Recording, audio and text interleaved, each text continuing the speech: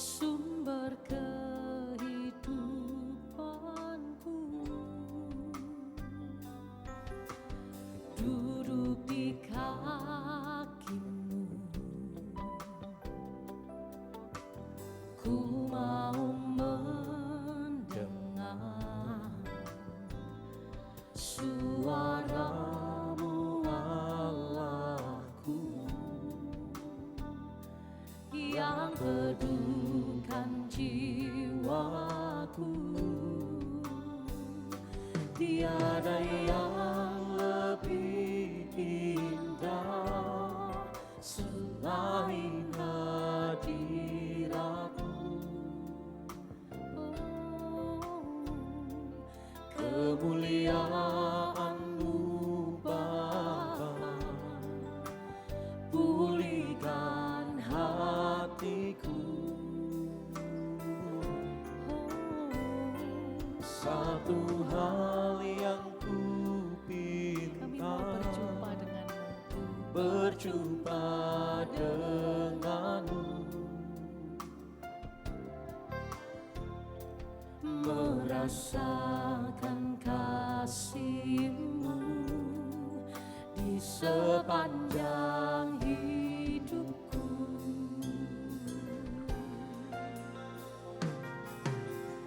Di dalam rumah-Mu ku mau berdiam, bersama-Mu Allahku, sumber kehidupanku. Duduk di kakimu, ku mau mendengar suara-Mu Allahku, yang teduhkan jiwaku. Tiada yang lebih indah selain hadirat-Mu. Kemuliaan-Mu Bapa, pulihkan hatiku. Satu yang kami pinta Tuhan, satu hal yang ku pinta, ku berjumpa denganmu, merasakan kasih-Mu di sepanjang hidupku. Tiada yang lebih indah selain hadirat-Mu. Kemuliaan-Mu Bapa, pulihkan hatiku.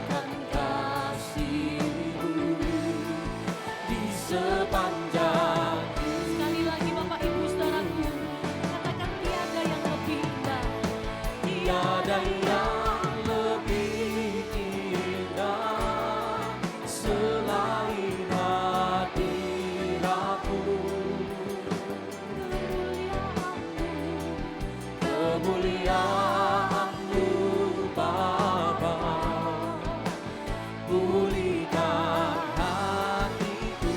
Oh, satu yang ku pinta, Satu hal yang ku mau berjumpa denganmu Tuhan Yesus. ku berjumpa denganmu, merasakan kasih-Mu di sepanjang hidupku, merasakan kasih-Mu di sepanjang hidupku, merasakan kasih-Mu di sepanjang hidupku.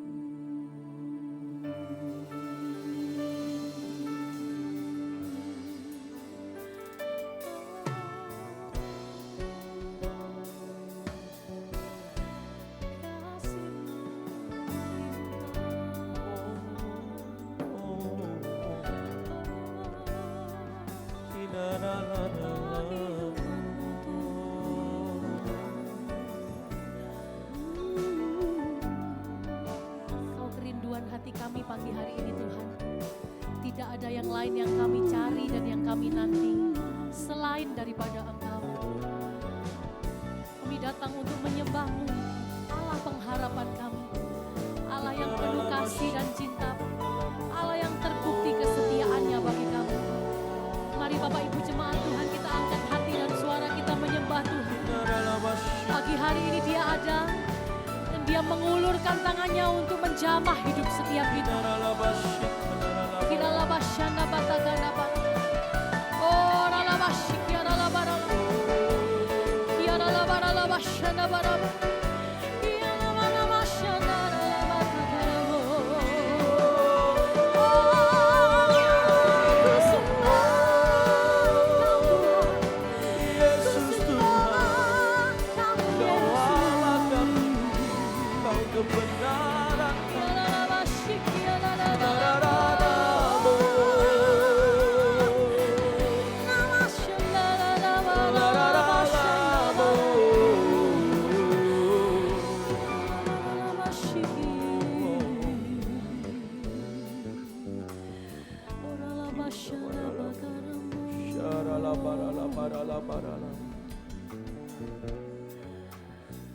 Kami rindukan hadirat-Mu Tuhan. Kami nantikan Engkau Yesus.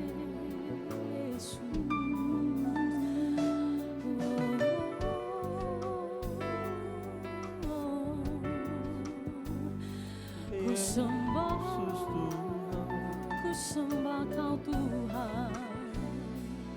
Ku puji Engkau Yesus. Biarlah basyata karamamu.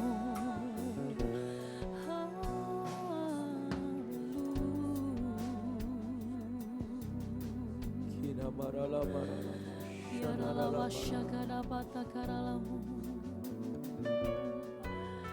Oh, we worship You, Lord. Oh, we wait upon You, Jesus.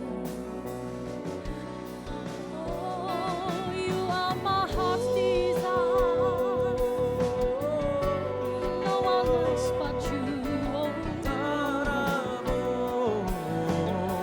Hanya Kau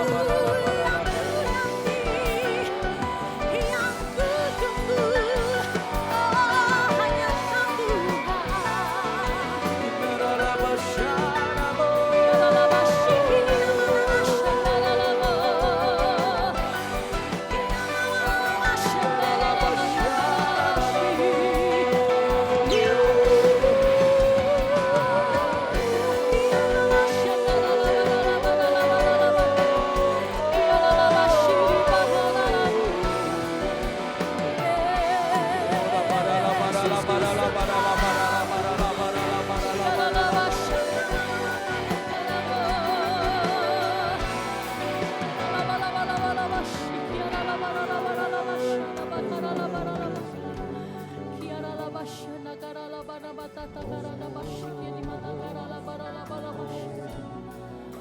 Ora mata karala basyakarala barala barala barala. Kiara mata syada gara barala barala barala barala barala. Ora basyiki arala barala barala barala barala barala. Kiara mata syada bakarala barala. Kiara la basyakara la barala. Saya percaya saudara merasakan kehadiran Tuhan pagi hari ini. Mari buka kedua tangan kita bersama sejenak Bapak Ibu Saudaraku. Syakanda patakara la basyakara la barala barala. Kuramata syanda kanda barala barala basyikiara la barala barala. Kura la batas syanda kara la bara bara bara bara barala basyara la barala barala barala. Kura la basyikiara la barala barala. Hadirat-Mu melingkupi setiap umat-Mu dan hamba-hamba-Mu Tuhan pagi hari ini.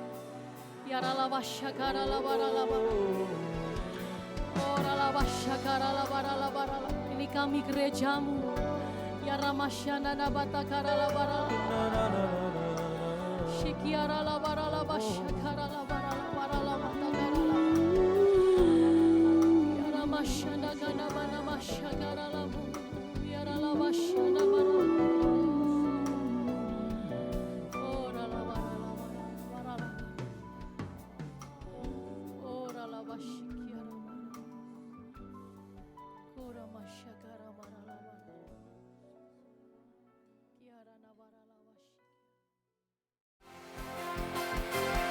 Percayalah Dia hadir dan Dia bertahta atas pujian umat-Nya.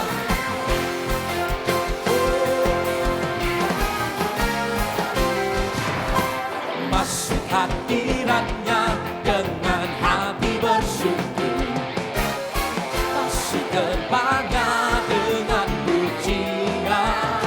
Oh, bermazmurlah bagi Dia, nyanyikan yang baru, bersukacita sekarang menyembah Dia. Masuk hadirat-Nya dengan hati bersyukur. Masuk gerbang-Nya dengan pujian.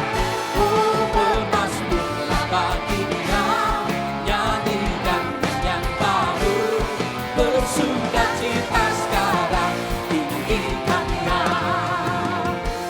Saat hati bersyukur dan jiwa pun bersuka, hadirat Allah nyata dalam pujian.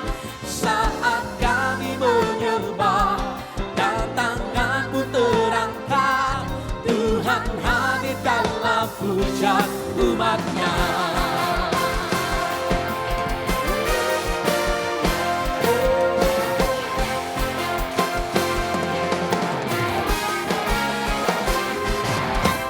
Masuk hadirat-Nya dengan hati bersyukur. Masuk gerbang-Nya dengan pujian. Oh, bermazmurlah bagi Dia, nyanyikan yang baru, bersukacita sekarang menyembah Dia. Masuk hadirat, masuk hadirat-Nya dengan hati bersyukur. Masuk gerbang-Nya dengan pujian. Oh, bermazmurlah bagi Dia, nyanyikan yang baru, bersukacita sekarang tinggikan Dia. Mari angkat tangan katakan. Saat hati bersyukur dan jiwa pun bersuka, hadirat Allah nyata dalam pujian. Oh, saat kami menyembah dan tangan pun terangkat, Tuhan hadir dalam pujian umat-Nya. Oh, saat hati bersyukur dan jiwa pun bersuka, hadirat Allah nyata dalam pujian. Saat kami menyembah dan tangan pun terangkat, Tuhan hadir dalam pujian umat-Nya.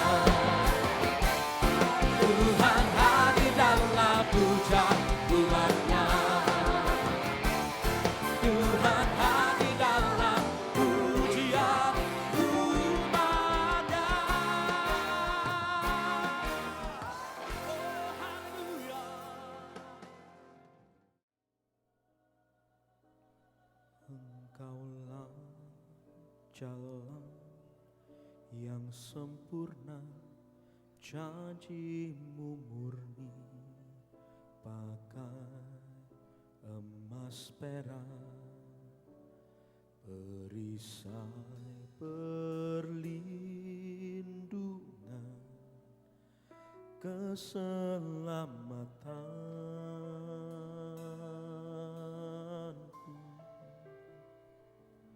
Engkaulah jalan kebenaran, dalam kasih-Mu ada kehidupan, penolong yang setia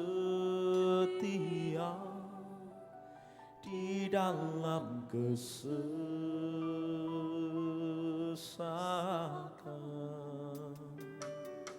Bagaikan langit yang membentang, begitu luas kasih Tuhan, tiada terhitung.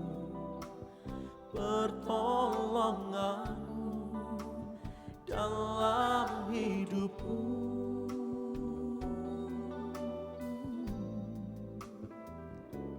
bagaikan dalamnya samudra, begitu dalam kasih Tuhan, tiada terhitung. Kesetiaan-Mu dalam hidupku.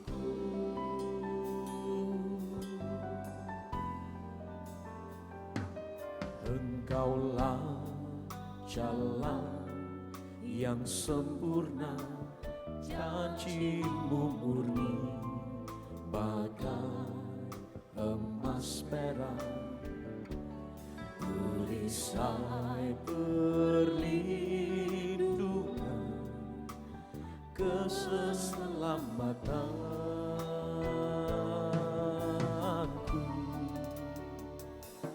Engkaulah jalan kebenaran, dalam kasih-Mu ada kehidupan, penolong yang setia di dalam kesesakan.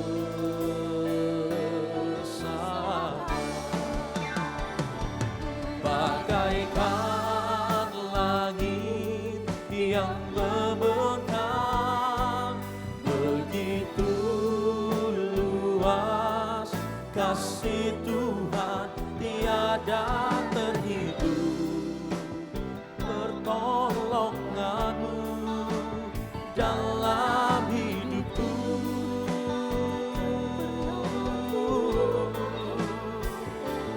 bagaikan dalamnya samudra, begitu dalam kasih Tuhan, tiada terhitung. Kesetiaan-Mu dalam hidupku. Berapa banyak rasakan kesetiaan Tuhan? Mari lambaikan tanganmu, katakan.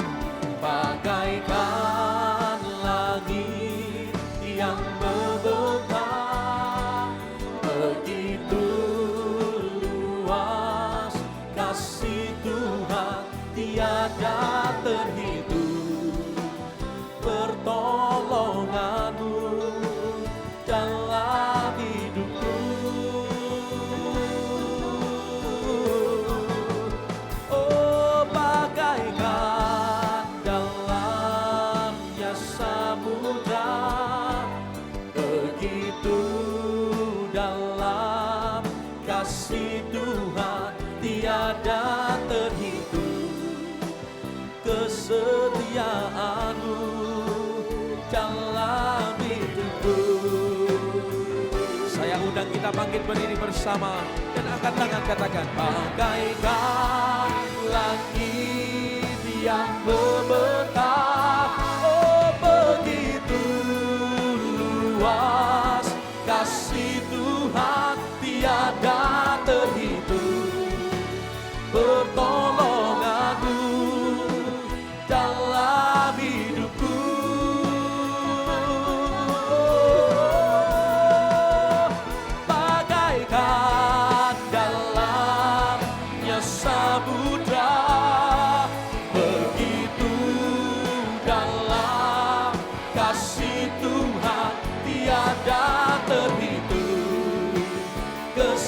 kesetiaan-Mu dalam hidupku. Oh, bagaikan langit yang membentang, begitu luas kasih Tuhan tiada terhitung. Pertolongan-Mu dalam hidupku.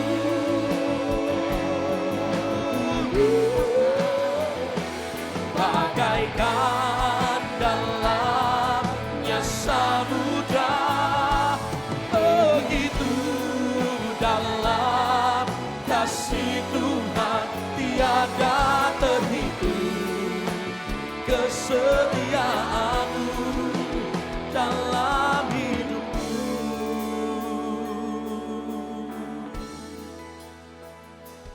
Bagaikan langit yang membentang, begitu luas kasih Tuhan tiada terhitung.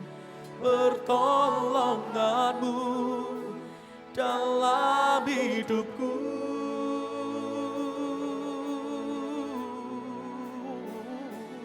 Bagaikan dalamnya samudra, begitu dalam kasih Tuhan tiada terhitung.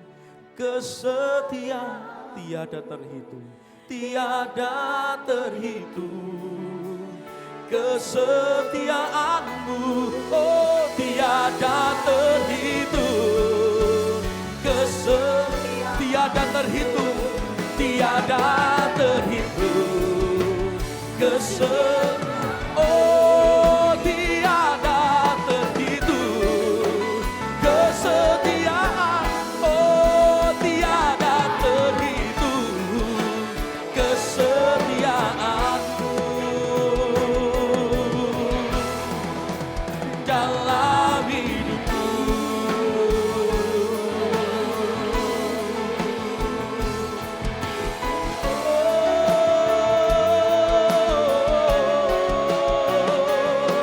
Haleluya.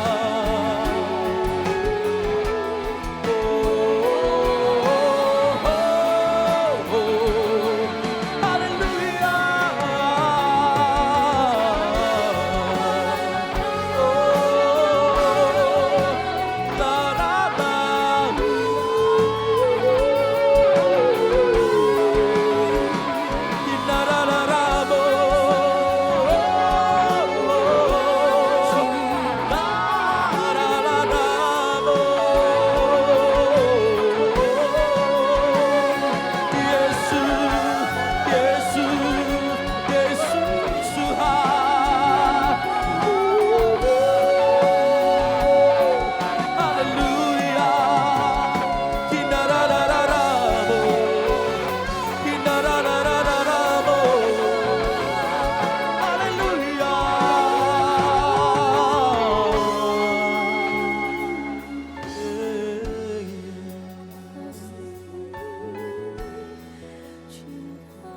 Kasih-Mu Tuhan tiada berkesudahan, setia-Mu Tuhan kekal selamanya. Oh Yesus, Yesus, Yesus, Yesus. Oh,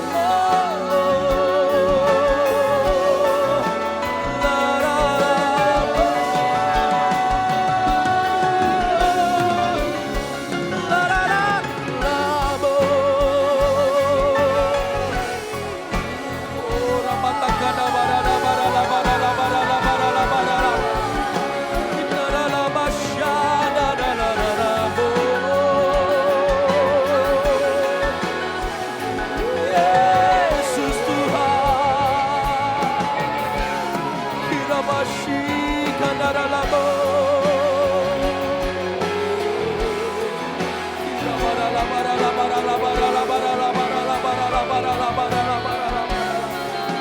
Setiamu Tuhan, Engkau selamanya. Oh, haleluya.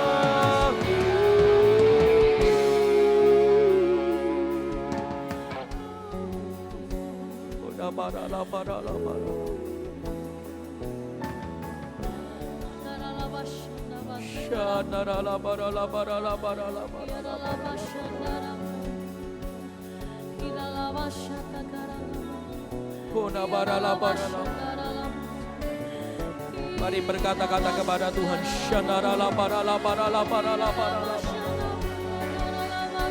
Kira barala barala barala barala barala barala barala barala.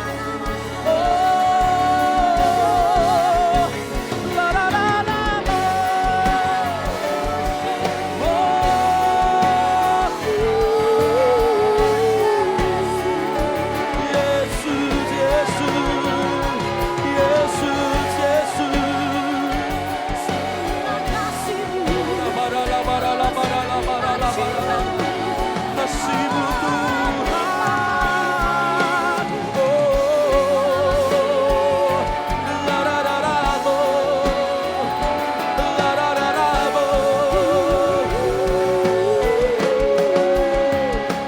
haleluya.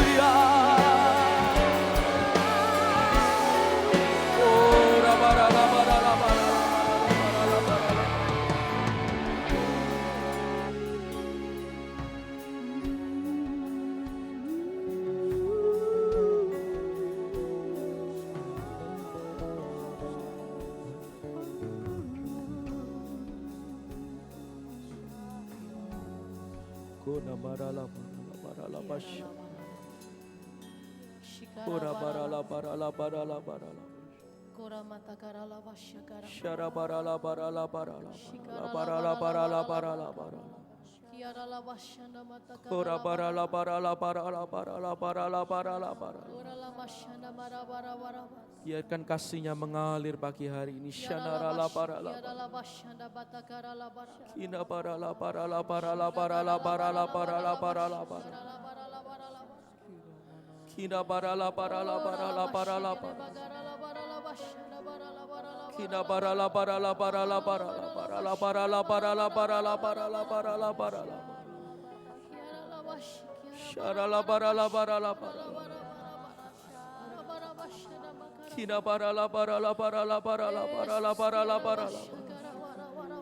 Yesus, kami panggil nama-Mu.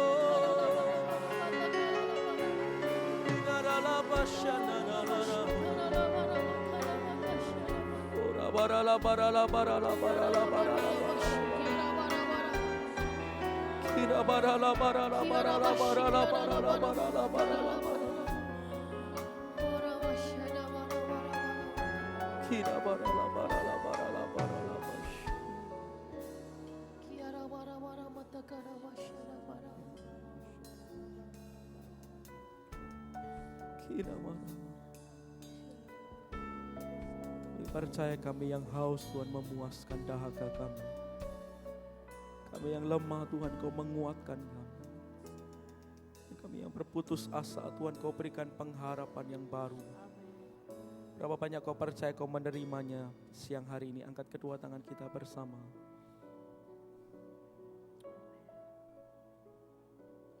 Bagaikan langit yang membentang, begitu luas kasih Tuhan, tiada terhitung pertolongan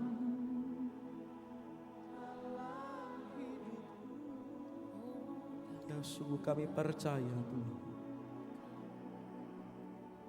Bagaikan dalamnya samudra, begitu dalam kasih Tuhan tiada terhitung.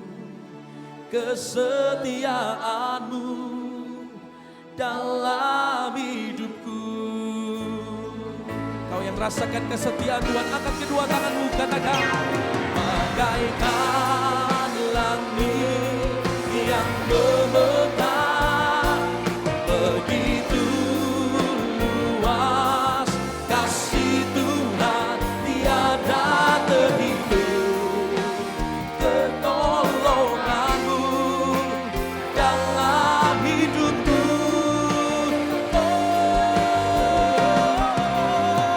Dan bagaikan dalamnya samudra, begitu dalam kasih Tuhan tiada terhitung.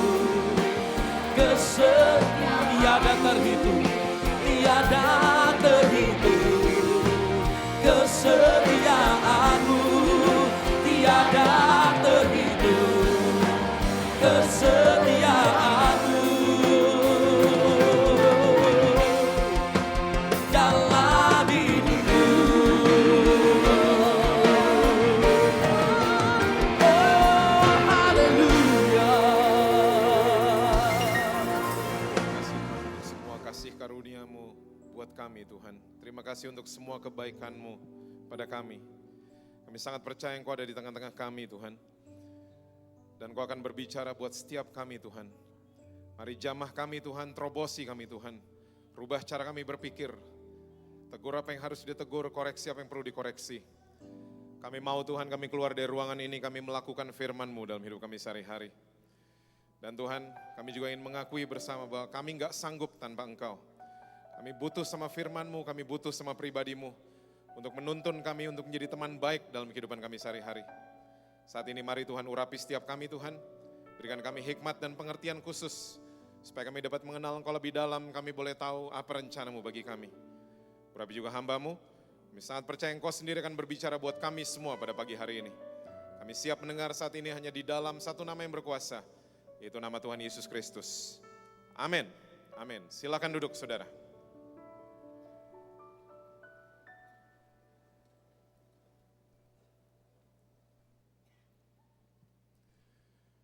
Shalom saudara-saudara.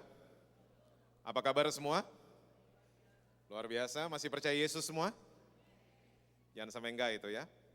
Sebelum kita membahas firman Tuhan, seperti biasa saya mau saudara kasih tepuk tangan dulu buat worship leaders kita, singers, choir, musician. Mereka luar biasa. Dan kalau kemarin pemilihan umum di negeri Indonesia bisa aman dan sukses, saya percaya karena Tuhan mengawal bangsa Indonesia.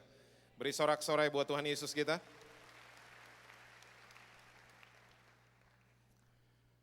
Oke saudara, gak panjang lebar lagi kita langsung buka atau pencet Alkitab kita bersama. Dalam kitab 2 Korintus pasalnya yang keempat. Banyak Alkitab yang dipencet hari ini.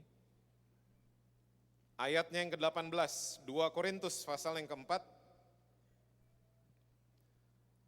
Ayatnya yang ke-18. Alkitab catat gini, sebab kami tidak memperhatikan yang kelihatan, melainkan yang tak kelihatan. Karena yang kelihatan adalah apa saudara? Sementara, sedangkan yang tak kelihatan adalah kekal. Saudara, ternyata dari jauh-jauh hari surga sudah menawarkan sebuah cara pandang untuk saudara dan saya. Sebuah perspektif, ya, cara kita melihat apapun yang terjadi dalam kehidupan saudara dan saya. Cara kita melihat keluarga, cara kita melihat masalah, cara kita melihat karir, dan lain sebagainya. Karena begini saudara, dunia juga menawarkan sebuah cara pandang.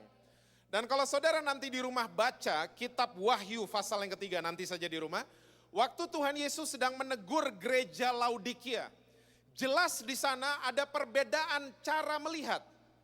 Jemaat Laodikia mengatakan kami kaya, tapi surga mengatakan tidak, kalian miskin. Jemaat Laodikia mengatakan kami berpakaian, tapi surga mengatakan tidak, kalian telanjang. All you need to do, yang kalian harus buat kata Yesus, belilah minyak daripadaku untuk memoles mata kalian, supaya kalian bisa melihat. Jadi saudara, ternyata ada perbedaan cara melihat, ada perbedaan perspektif antara dunia dengan surga. Yang ditawarkan surga buat saudara dan saya yang baru saja kita baca, bahwa semua yang kelihatan itu sifatnya sementara, tapi yang tidak kelihatan itu kekal adanya. Kalau begitu saya mau bertanya sama saudara-saudara semua, kenikmatan dosa sifatnya sementara, jangan dilihatin terus. Kita harus lihat jauh ke depan, ada konsekuensi yang kita harus tanggung kalau kita bikin dosa hari ini.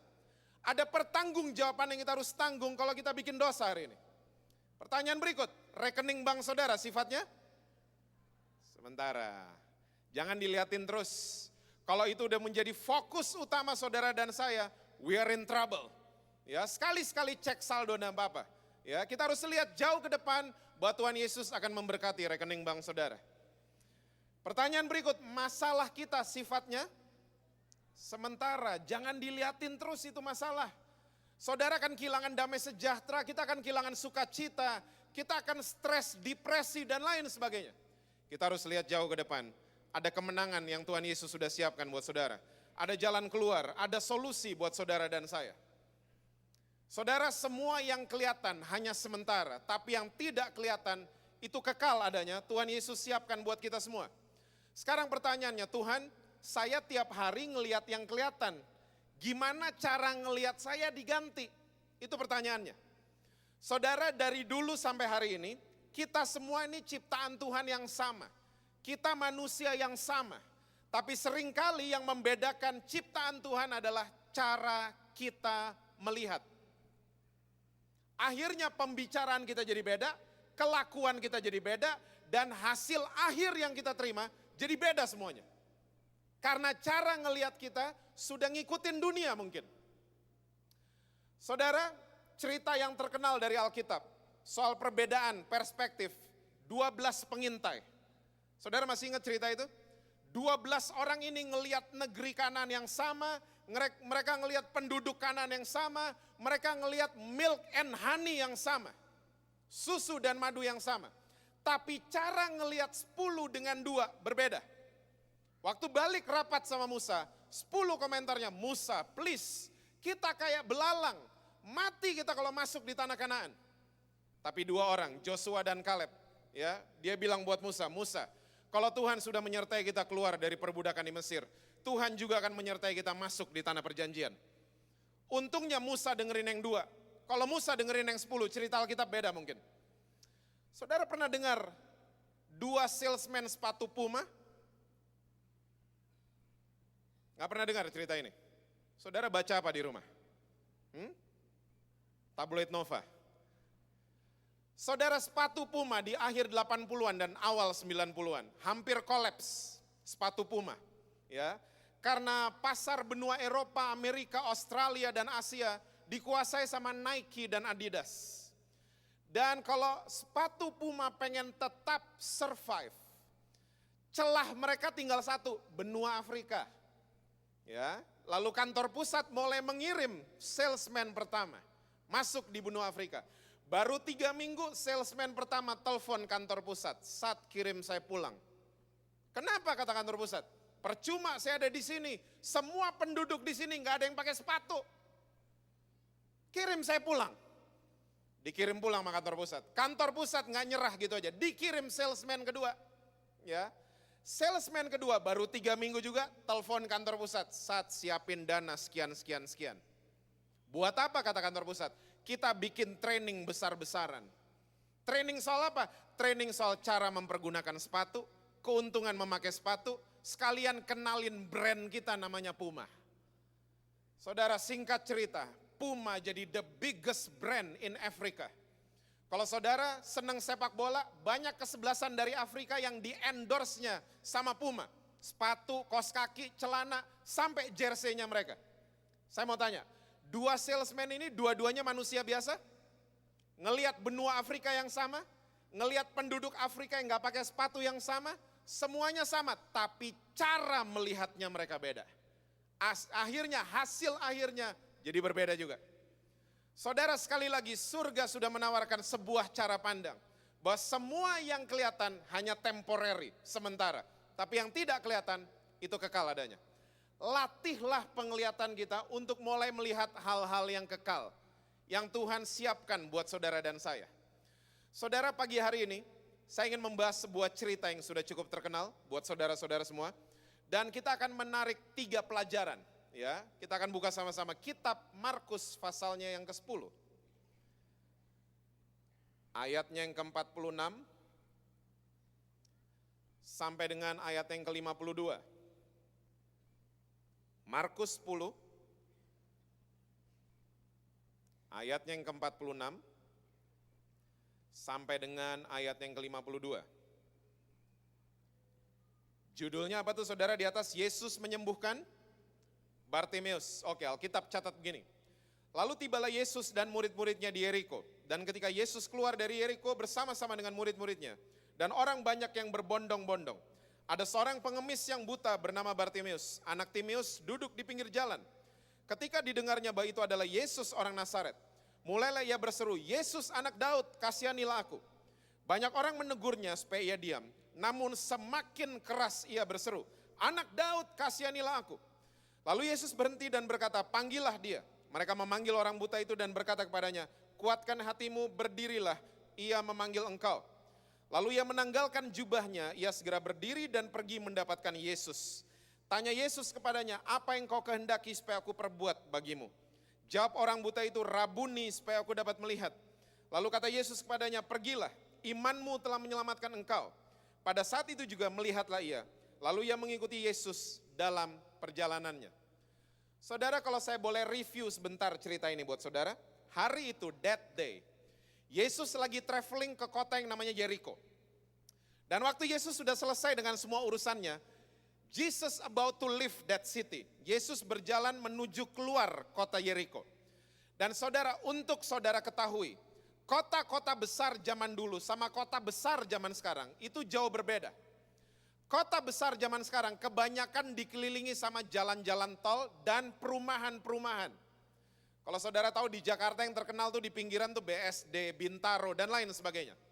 Nah saudara, kota-kota besar zaman dulu beda sama zaman sekarang. Kota besar zaman dulu tidak dikelilingi sama jalan tol, tidak dikelilingi sama perumahan. Kota-kota besar zaman dulu hanya dikelilingi oleh tembok. Dan penduduk kota yang tinggal di pinggiran kota, mereka nggak tinggal di perumahan, mereka homeless, nggak punya rumah, mereka tinggal di pinggir jalan, adalah penduduk yang disingkirkan sama masyarakat setempat karena mereka punya penyakit, namanya kusta. Jadi mereka disingkirkan dan tinggal di pinggir kota dan mereka punya profesi baru namanya pengemis. Hari itu waktu Yesus di pinggiran kota Yeriko, ada pengemis kata Alkitab, namanya Bartimeus. Bartimeus ini buta, saudara, buta jasmani. Waktu dia mendengar Yesus dan rombongannya lewat, Bartimeus mulai berseru, Yesus anak Daud, kasihanilah aku. Orang-orang banyak yang mendengar seruannya Bartimeus, kata Alkitab mulai menyuruh dia untuk diam. Shh, jangan berisik. Kata Alkitab semakin disuruh diam, semakin kuat dia berseru, anak Daud kasihanilah aku. Saudara, pelajaran pertama yang kita bisa ambil, kalau saudara ingin merubah cara pandang kita, kalau kita ingin merubah perspektif kita, yang pertama biasakan diri berseru sama Tuhan Yesus, bukan sama manusia. Lumayan yang amin 4 orang. Saya lebih senang sama terjemahan bahasa Inggrisnya. Karena Alkitab bahasa Inggris terjemahannya sama sama bahasa aslinya. Alkitab bahasa Inggris bilang begini, He cry out. Semakin disuruh diam, semakin dia cry out. Anak Daud kasihanilah aku. Pertanyaannya, when did the last time, kapan terakhir kali saudara cry out sama surga? Kita bisa jawab masing-masing. Cry out adalah keadaan yang dilahirkan dari keputusasaan. Cry out adalah keadaan yang dilahirkan dari ketidakmampuan kita. Kanan kiri mentok, depan belakang mentok. Gelap, kita nggak bisa lihat apa-apa. Orang Jakarta bilang, auah gelap. Semua yang dibikin salah, semua gagal. Nggak ada harapan Dan harapan satu-satunya cuma Tuhan. Dan kita mulai cry out sama dia. And you know what, saudara mesti tahu? Bahwa surga Tuhan lebih senang mendengar doa-doa yang cry out. Dibanding doa-doa yang kata-katanya diatur rapi, kalimatnya disusun rapi, bahasa rohnya udah hafalan, dan seterusnya. Surga lebih senang mendengar doa-doa yang cry out sama dia. Saudara, 10 tahun lalu, saya, Jesse Lantang, I almost quit. Saya hampir meninggalkan pelayanan karena ada kejadian yang menimpa saya. Saya ngerasa saya udah gak pantas bawain firman Tuhan. Saya ngerasa saya udah gak pantas berdiri di depan umat Kristen dan sampaikan firman Tuhan. Malam demi malam, saya udah gak bisa berdoa, saudara. Kerjaan saya kalau sebut nama Tuhan Yesus cuman menangis sejadi-jadinya. Dan ternyata saya merasa Tuhan tercuri perhatiannya sama pria berdarah Manado India ini. Dan kalau saya masih bisa berdiri di depan saudara sampai hari ini, itu bukan karena kekuatan saya, itu semua karena kekuatan dari kasih karunia Tuhan Yesus.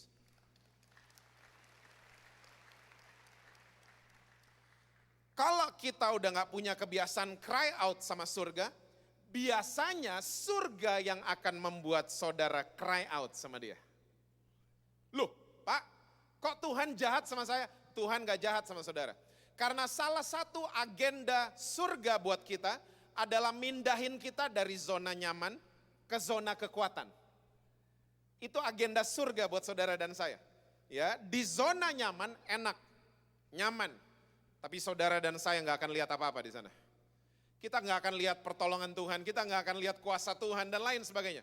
Tapi di zona kekuatan mungkin gak enak di sana. Banyak pergumulan, banyak tantangan dan lain sebagainya. Tapi saya percaya saudara akan lihat banyak hal. Penglihatan kita akan dirubah di zona kekuatan kita. You name it, orang-orang yang ada di dalam Alkitab adalah orang-orang yang dipindahin masuk surga dari zona nyaman ke zona kekuatan. Ayub yang pertama. Ayub kurang nyaman apalagi hidupnya. Hidupnya nyaman, dia kaya raya, dia juragan, ternaknya banyak dan lain sebagainya. Tapi surga punya film yang berbeda buat Ayub. Ya, surga mulai kasih lampu hijau buat iblis untuk hancurkan Ayub. Surga cuman pesan, jangan ambil nyawanya, because he is mine. Dan semua mulai dihancurkan sama iblis. Dan kalau saudara baca baik-baik kitab Ayub, day by day, hari demi hari, kerjaan Ayub cuman cry out sama surga. Dan kita semua tahu, waktu keadaan Ayub dipulihkan, dia terima 2 kali lipat dari sebelumnya. Dan saya percaya Ayub dirubah, dia menjadi Ayub yang baru, yang berada di zona kekuatannya dia. Yusuf yang berikutnya. Ini anak manja dan bapaknya salah didik. Yusuf tuh hidupnya di bawah ketek bapaknya. Salah didik, abang-abangnya suruh kerja, mending kerjaannya kayak saudara dan saya. Kerjaan kakak-kakaknya Yusuf jagain ternak bapaknya. Di open air, udara terbuka. Ya, kalau panas kepanasan, dingin kedinginan, hujan kehujanan. Dan harus dijaga nih ternak bapaknya dari serangan binatang-binatang buas. Yusuf di rumah nonton sinetron sama bapaknya. Enak, hidupnya nyaman, comfort. Ya. Dan kalau bapaknya ke Galaxy Mall yang diinget cuman Yusuf, dibeliin baju baru, Nina baju baru. Abang-abangnya gak ada yang diinget. Dan kalau papanya mau ngecek ternaknya seperti apa, dia kirim Yusuf. Gak disuruh kerja, suruh ngecek. Abang-abangku ternaknya papa gimana? Gimana gak benci kakak-kakaknya? Dan satu hari si bungsu ini lihat mimpi. Dia ngelihat kakak-kakaknya akan nunduk sama dia. Dasar anak muda mungkin. Ya, nyampeinnya nggak ada hikmat, mulutnya nggak pakai saringan. Main nyampein aja ke abang-abangnya, abang-abangku yang tercinta, satu hari kalian semua akan nunduk sama saya. Wih, benci beneran abang-abangnya sama dia. Surga punya cerita yang berbeda sama anak satu ini, yang hidupnya di comfort zone. Surga izinkan satu hari Yusuf dilempar ke dalam sumur sama abang-abangnya. Alkitab tidak mencatat, tapi saya percaya di dalam sumur tersebut cara ngelihatnya berubah. Dia berseru bukan sama bapaknya lagi, tapi dia mulai berseru sama surga. And you name it, semua orang yang ada dalam firman Tuhan adalah orang-orang yang dipindahin masuk surga dari zona nyaman ke zona kekuatan. Makanya saudara, kalau saudara berangkat ke kantor tiap hari, Saudara pergi kerja setiap hari. Saudara jadi ibu rumah tangga tiap hari. Saudara ke kampus, ke sekolah tiap hari. Jangan pernah komplain lagi. Halo? Kok belaga nggak tahu? Jangan kalau berangkat kantor, aduh ngantor lagi. Aduh udah ngantor suami nggak tahu diri lagi. Aduh udah ngantor istri nggak tahu diri lagi. Don't do that anymore. Karena di kantor saudara, di tempat pekerjaan saudara, disitulah kekuatan saudara diasah sama surga. Jadi berfungsilah di sana. Yang setuju katakan amin. Yang pertama saudara, ya biasakan diri untuk cry out sama surga. Saya percaya cara ngelihat kita akan berubah. Yang kedua, waktu Yesus tercuri perhatiannya sama cry outnya Bartimeus, Yesus berhenti. Dan Yesus menyuruh murid-muridnya untuk panggil dia. Dan murid-muridnya datangin Bartimeus dan bilang, berdirilah, kuatkan hatimu karena ia memanggil engkau. Saudara, ayat ke-50 jelas dicatat buat saudara dan saya. Enggak ada angin, enggak ada hujan, enggak ada yang paksa Bartimeus, dia langsung tanggalin jubahnya. Dan dia pergi mendapatkan Yesus. Orang ini buta loh saudara. Tapi dia percaya bahwa Yesus akan tangkap dia, Yesus akan sambut dia. Saudara bisa bayangin kalau dia jalannya ke arah Yudas? Hah? Mungkin ceritanya jadi berbeda mungkin. Tapi dia percaya bahwa Yesus akan sambut dia. Dan yang luar biasa, dia tanggalin langsung jubahnya waktu dia dengar Yesus panggil dia. Saudara begini, dress code-nya pengemis, cara pengemis berdandan zaman dulu, mereka pakai jubah. Jubahnya mereka panjangnya melewati jari tangan dan jari kaki. Dan jubahnya pengemis zaman dulu, mereka ada hoodie-nya di belakang, penutup kepala. Dan penutup kepala orang-orang hari ini biasanya sampai sebatas mata. Ya. Hoodie-nya, penutup kepala pengemis zaman dulu, itu sampai lewatin dagu. Segini saudara. Jadi dalam prakteknya pengemis kalau jalan, tubuhnya nggak kelihatan, kayak orang ngelihat hantu, kayak jubah lagi jalan sendiri. Ya. Kenapa mereka dandannya seperti itu, ditutup semuanya? Karena tubuh mereka penuh dengan kusta, luka, dan banyak borok. Takutnya kalau mereka buka jalan-jalan tiap hari kemana-mana, orang-orang syok ngelihat mereka. Saudara, waktu dia dengar Yesus panggil dia, nggak ada yang suruh dia, nggak ada yang paksa Bartimeus. Bartimeus nggak merasa terpaksa, dia tanggalin langsung jubahnya. Saya percaya murid-muridnya Tuhan Yesus mungkin syok lihat tubuhnya. Ngeri banget nih orang. Saudara, pelajaran kedua. Kalau cara ngelihat kita mau berubah, biasakan diri untuk menanggalkan jubah kepura-puraan kita. Sudah terlalu lama orang-orang Kristen, kita jalan kemana aja, kita melayani Tuhan, ya, kita ke gereja, kita ke kebaktian, dan lain sebagainya, kita pakai jubah yang mereknya Jaim. Tahu Jaim? Saudara belaga nggak tahu terus dari tadi. Hah? Jaga image. Tutup salahmu. Tutup luka-luka kita. Tutup semua. Jangan sampai ketahuan. Apalagi kalau kamu WL. Apalagi kalau choir. Apalagi kalau musician. Apalagi kalau bawain firman Tuhan. Jangan sampai ketahuan salahnya. Tutup rapat-rapat semuanya. Saya senang sekali orang Kristen hari ini kalau ditanya, apa kabar? Jawabnya luar biasa. Lagi model kan orang Kristen jawab gitu. Saya senang orang-orang Kristen memperkatakan iman, saya senang kok. I have nothing against that. Ya. Tapi saudara, jangan sampai kita bersembunyi di balik jubah yang mereknya luar biasa. Suami apa kabar? Luar biasa. Bulan depan untuk cerai. Anak-anak apa kabar? Luar biasa. 10 bulan gak bayar uang sekolah ternyata udah. Kita udah terlalu lama main drama gini-ginian. Kita terlalu lama main sandiwara. Kita jago main sinetron kayak beginian.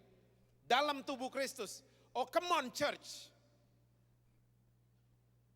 Saya percaya anak TK juga sudah tahu. Luka kalau ditutup dia lama sembuhnya. Tapi kalau mulai dibuka, apa yang terjadi? Kesembuhan terjadi. Saya sangat percaya sampai hari ini, di mana ada keterbukaan, disitulah ada pemulihan total yang luar biasa.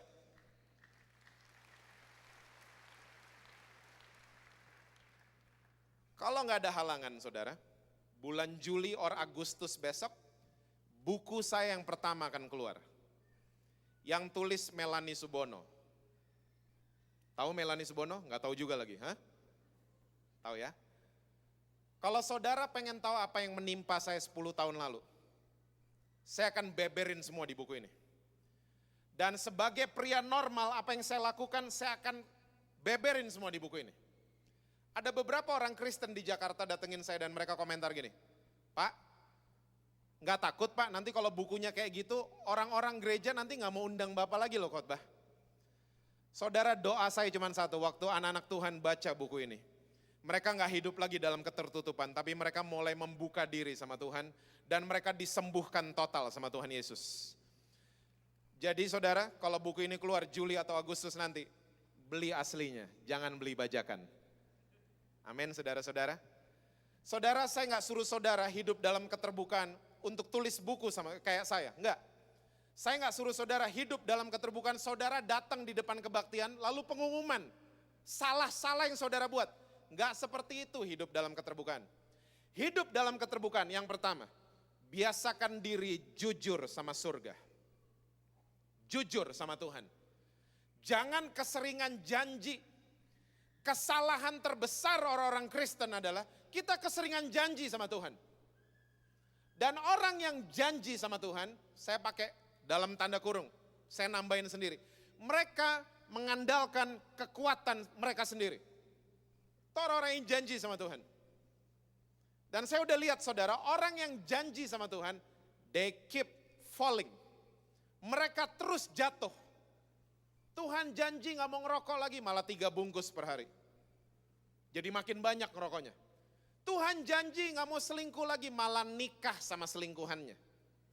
Tuhan janji gak mau lihat pornografi lagi, malah rusak tuh iPhone, gara-gara download gitu-gituan. Karena apa? Orang yang janji sekali lagi mereka ngandelin kekuatan mereka sendiri. Coba mulai jujur sama Tuhan Yesus. Gimana caranya Pak jujur? Gampang. Kalimatnya tinggal diganti kok. Tuhan, saya terikat merokok, tolong saya. Saudara, saya udah ngelihat ratusan orang di Jakarta. Ya, waktu mereka mulai jujur sama Tuhan, mereka ditolong secara ajaib sama Tuhan Yesus. Ajaib semua cara-caranya. Tiba-tiba waktu ngerokok dibuat migrain hebat. Tadinya sebelum doa kayak gitu gak pernah migrain ngerokok.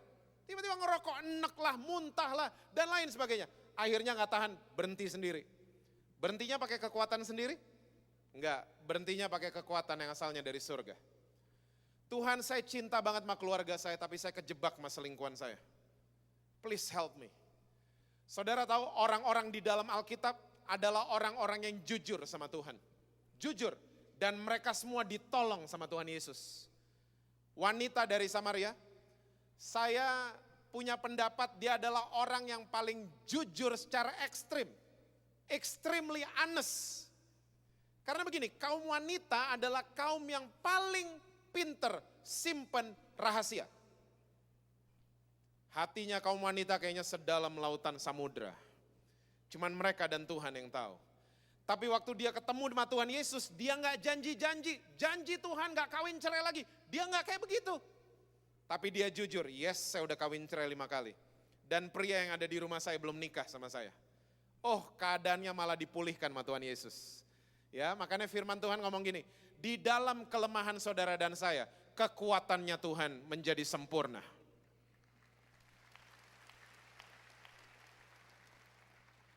Jangan pernah sok kuat lagi di hadapan Tuhan. Jangan pernah sok bisa di hadapan surga. Tinggalkan itu semua. Yang setuju katakan amin. Jujur sama Tuhan. Yang berikutnya, kalau saudara mau hidup dalam keterbukaan, biasakan diri punya ring 1. Ini istilah saya. Ring 1 saudara tuh siapa? Saudara bisa jawab masing-masing. Teman-teman baik, sahabat yang bertanggung jawab atas hidup saudara dan saya. Mereka mau lihat kita maju. Mereka mau lihat kita lebih baik dari kemarin. Itu teman-teman yang luar biasa. Cari mereka. Ya, dan terbuka sama mereka. Mereka akan doain saudara. Karena begini, saudara dan saya kita sedang berhadapan sama generasi.com. Saudara kenal sama mereka? Nggak kenal? Oke, saya kenalin mereka buat saudara. Generasi saya kalau masuk ke restoran yang saya minta menu, Mbak menunya mana Mbak? Generasi.com masuk ke restoran yang diminta bukan menu, yang diminta Mbak passwordnya berapa di sini? Oh saudara mulai kenal sama mereka. Di rumah saya ada 2, satu SMA sama satu SMP. Generasi saya tidak ada televisi uring-uringan kita. Hah? Ini TV kenapa? Indovisionnya kenapa? Parabolanya kenapa? Uring-uringan kita. Generasi.com tidak ada televisi, nggak peduli. Tapi kalau tidak ada sinyal, jangan coba-coba ganggu mereka. Wih, mereka bisa sensitif loh. Hah?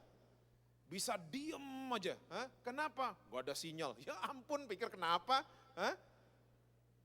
Dan mereka tahu kalau di rumah, kiblatnya setiap provider kemana mereka tahu. Dad, XL di ruang tamu, Telkomsel di ruang makan, Satelindo di atas, Dad. Mereka hafal. Generasi saya, orang kalau peduli dihargai sekali. Generasi saya, orang kalau care dihargai sekali. Generasi.com, orang kalau peduli dicap kepo sama mereka. Oh saudara kenal kan sama mereka? Hah? Kepo banget nih orang. Hah? Dedi kepo amat. Saudara tolong bisa bedain orang-orang yang care sama orang-orang yang kepo. Orang yang care adalah orang yang want to know, pengen tahu, tapi mereka bawa solusi buat saudara. Tapi orang-orang yang kepo adalah orang-orang yang want to know, pengen tahu, tapi mereka nggak menawarkan solusi buat saudara. Ujung-ujungnya saudara cuma digosipin. So, appreciate dong. Hargai orang-orang yang masih peduli sama saudara. Hargai mereka. Saudara tahu nggak? Keadaan manusia di akhir zaman salah satunya adalah mentingin diri sendiri. Mulai kelihatan loh di generasi.com. Hidup mereka kayaknya cuman mereka sama gadget. That's it. Hah? Cuman mereka sama telepon. Yang penting postingan mereka di pet, banyak yang nge-love. Wah, eksis saya. Banyak yang retweet, eksis. Mereka gak peduli sama orang lain. Gak peduli. Temennya anak saya, satu SMA. Datengin saya dan ngomong gini, Om, saya sekarang gak pernah ke gereja Om. Enteng banget ngomongnya. Hah? Saya sekarang gak pernah ke gereja lagi Om. Saya tanya, kenapa? Iya Om, karena tiap hari Minggu, saya cuma buka laptop, buka YouTube, dan nonton khotbahnya Om. Ayo lo, mau ngomong apa sama anak-anak kayak begini? Hah? Saudara, saya gak pernah against sama gadget. Ya, saya gak pernah melarang gitu-gituan. Tapi tolong, walaupun kita udah punya gadget, kita punya sosial media dan lain sebagainya, jangan lupa untuk melakukan firman Tuhan. Jangan lupa, saudara harus punya sahabat. Kita harus punya ring 1. That's very biblical. Itu sangat alkitabiah. Kita gak bisa sendiri-sendiri. Kita harus punya teman-teman, ring 1 kita. Yang bertanggung jawab atas kita. Saudara, orang-orang di akhir zaman bukan semakin dekat sama Tuhan, tapi semakin dekat sama colokan.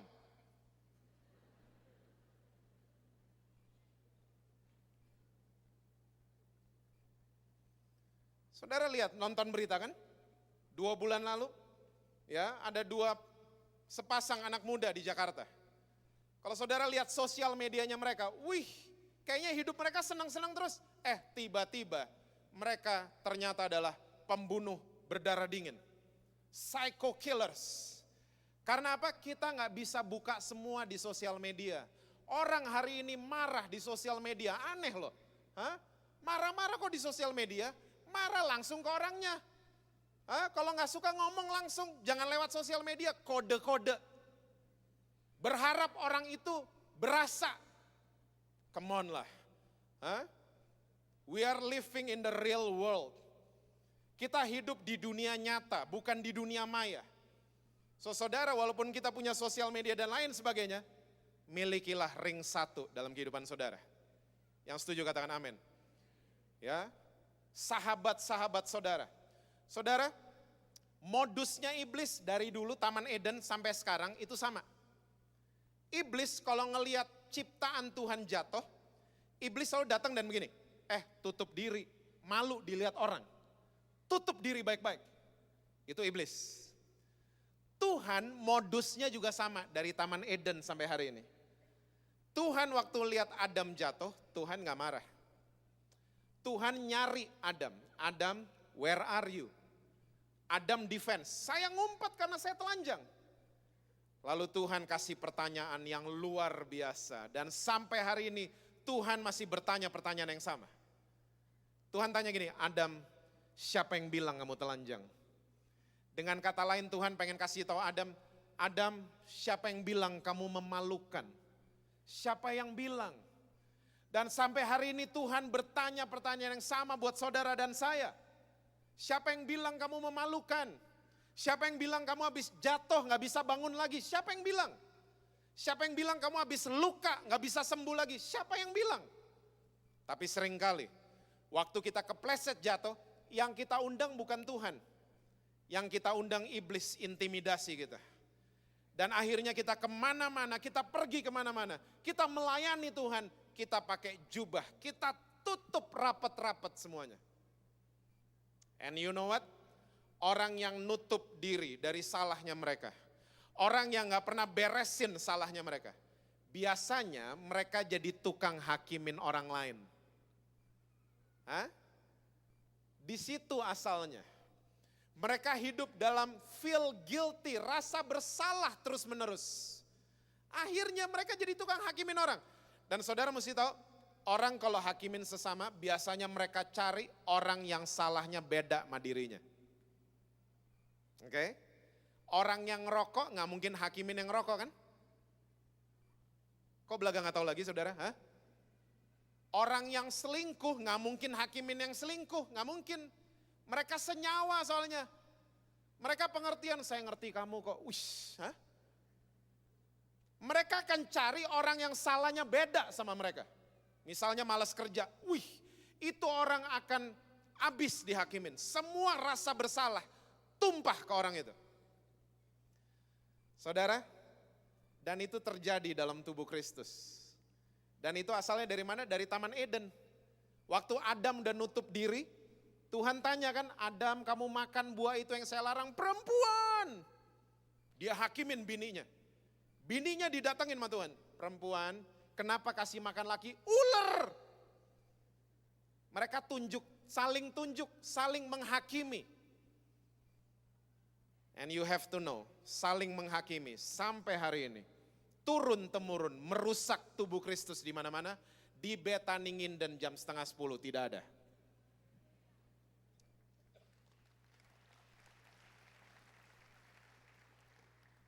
Saya sering banget menghadiri sel group yang dibuat di banyak daerah di Jakarta. Saudara tahu nggak sel group, ya istilah gereja saudara FA. Sel group kalau dibuat di Jakarta ada part 1 dan part 2. Bagian 1 dan bagian 2. Bagian 1 biasanya yang real. Ya, pujian penyembahan, ya sharing, saling doain, makan bersama, doa penutup. Wah, real banget. Waktu mau pulang, di pagar, ada satu anggota sel group yang nyeletuk. Kamu tahu nggak, si ini begini. Itu sel group nggak jadi pulang. Dan sel group berlanjut bagian kedua di pagar.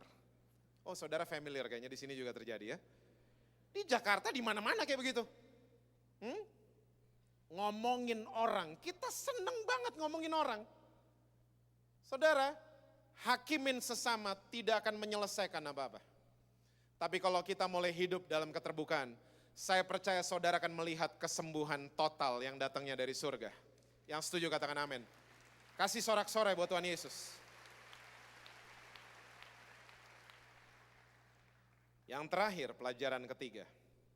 Waktu Yesus sudah berhadapan sama Bartimeus, Yesus bertanya sama dia, apa yang kamu kehendaki aku perbuat bagi kamu? Saudara, saya suka wondering, suka berandai-andai kalau Tuhan Yesus datengin kamar kita dan tanya kayak begitu. Apa yang kamu kehendaki aku perbuat bagi kamu? Saudara kira-kira akan jawab apa? Saya tahu jawabannya. Kita akan jawab hal yang urgent. Kita akan jawab hal yang mendesak. Kita nggak mungkin jawab yang nggak penting, nggak mungkin. Apa yang kamu kehendaki aku perbuat bagimu? Tuhan, saya nggak pernah nyobain Indomie yang baru. Mau dong? Kita nggak mungkin jawab-jawab kayak gitu. Tuhan, sendal karet saya putus, beliin dong yang baru. Nggak mungkin kita jawab-jawab kayak gitu. Kita akan jawab hal yang mendesak. Tuhan, saya belum punya pekerjaan, tolong saya Tuhan. Tuhan, saya belum punya rumah pribadi, tolong saya Tuhan. Dan saudara tahu, Bartimeus dia menjawab hal yang mendesak juga. Ya, dia bilang langsung sama Tuhan, Rabuni, saya pengen melihat. Dan saya ingin mengajak, encourage Bethany Nginden jam 9:30. Kalau Tuhan Yesus datengin saudara dan tanya seperti itu, jangan pernah minta uang sama Tuhan Yesus. Mintalah seperti Bartimeus minta. Kalaupun Yesus gak tanya sama saudara, mintalah sama dia untuk Tuhan, please bukain mata saya. Yang ketiga, minta sama Tuhan untuk dibukain mata kita. Karena banyak orang Kristen, mereka bisa melihat, tapi mereka gak sensitif.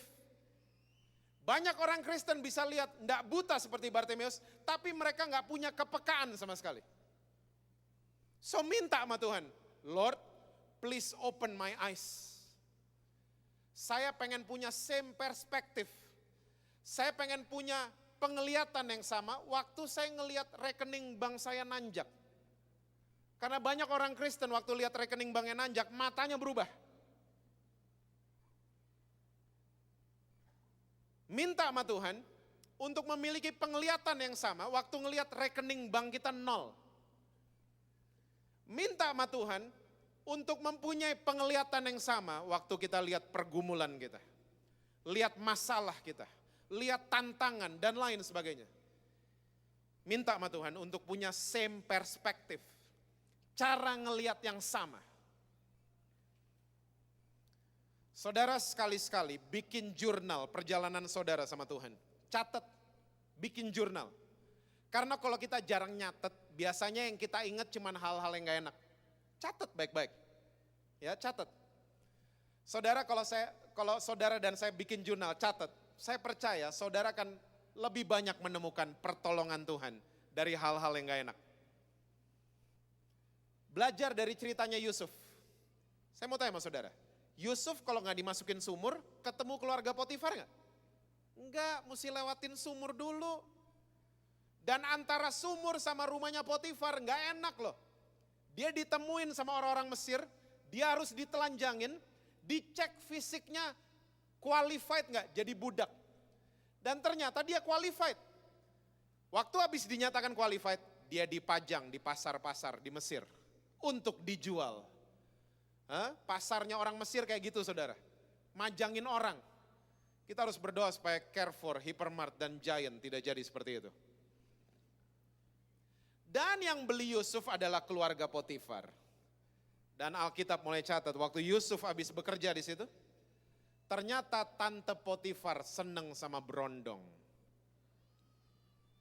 Alkitab catat day by day, hari demi hari, dia melihat Yusuf dengan birahi. Dan satu hari akhirnya tante Pot gak tahan. Diperkosa Yusuf. Kebalik sama cerita-cerita zaman sekarang. Yusuf lari. Bajunya robek, dia lari. Saudara, tolong ingat baik-baik, kalau saudara ada yang diganggu sama dosa seks, jalan satu-satunya lari menjauh. Jangan lari di tempat.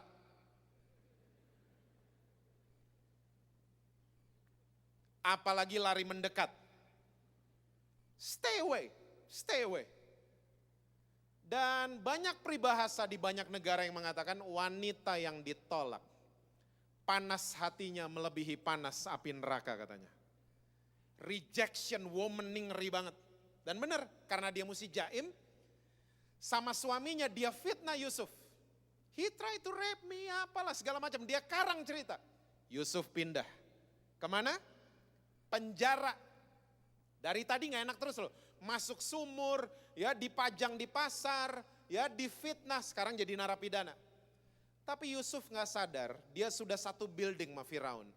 Bedanya cuman Firaun di atas, Yusuf di basement. Singkat cerita, satu hari Firaun punya mimpi, gak ada yang bisa menafsirkan. Yusuf tampil, dibacain semua mimpinya Firaun, dan semuanya kejadian.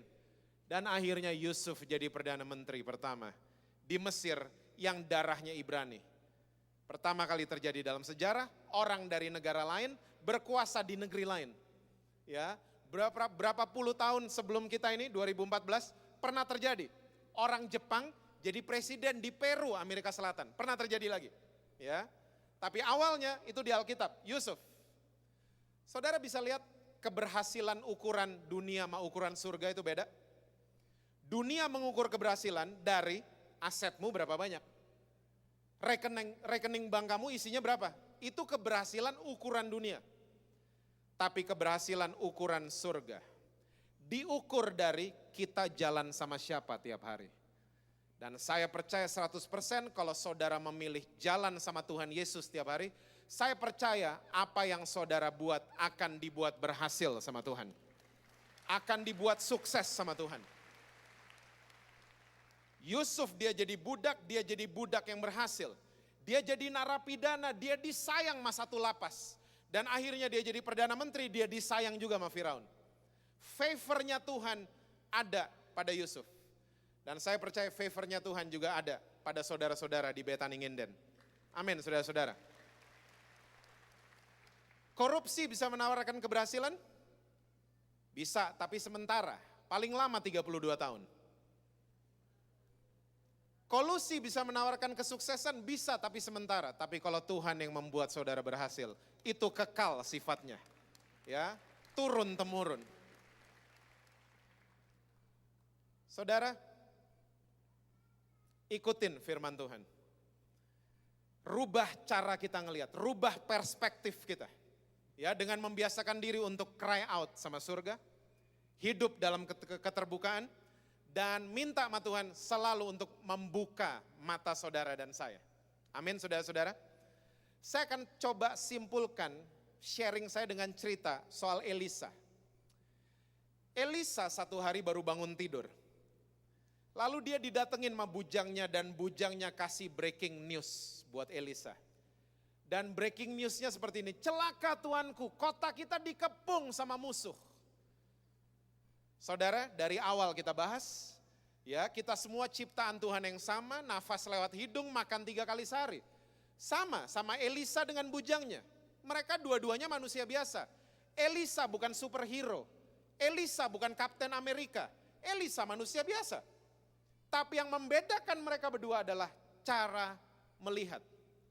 Kalau saudara baca ceritanya Elisa tuh biasa cry out sama surga. Elisa biasa hidup dalam keterbukaan. Elisa terbiasa minta penglihatan yang baru dari Tuhan. Biasa Elisa. Dan Elisa mulai berdoa dan bilang sama bujangnya, jangan takut karena yang menyertai kita lebih besar daripada yang menyertai mereka. Tuhan celikan apanya?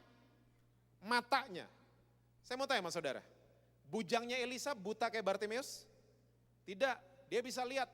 Kalau saudara baca bahasa aslinya, ya, doanya Elisa sebenarnya begini, Tuhan ganti cara dia ngelihat, ganti perspektifnya. Waktu Elisa baru berdoa seperti itu, bujangnya kecelik dan bujangnya ngelihat satu gunung itu penuh dengan tentara berapi dan berkuda yang asalnya dari Tuhan. Saudara, saya nggak tahu keadaan saudara. Mungkin saudara datang di kebaktian jam 9:30 ini, saudara lagi gelap, nggak bisa lihat apa-apa. Kanan kiri mentok, depan belakang mentok. Yang saudara buat salah melulu, gagal melulu, ya difitnah mungkin, dan lain sebagainya. Saya cuma mau katakan buat saudara, jangan pernah takut. Karena yang menyertai saudara lebih besar daripada masalah saudara, lebih besar daripada pergumulan saudara. Tuhan Yesus kita jauh lebih besar. Lihat sama Tuhan Yesus, nanti lihat saudara, kalau perspektif kita berubah. Saya percaya saudara gak akan lagi lihat kekalahan, justru saudara akan lihat kemenangan. Saudara nggak akan lihat lagi kesedihan, justru saudara akan mengalami damai sejahtera dan sukacita yang asalnya dari surga. Amin saudara-saudara. Tuhan berkati saudara-saudara semua, selalu sukses dalam karir, harmonis dalam keluarga, dan rekening BCA selalu penuh buat saudara-saudara. Kasih sorak-sorai yang luar biasa buat Tuhan Yesus. God bless you all. Ku beri kemuliaan dan hormat, ku angkat suara pujian, ku agungkan namamu. Ku beri kemuliaan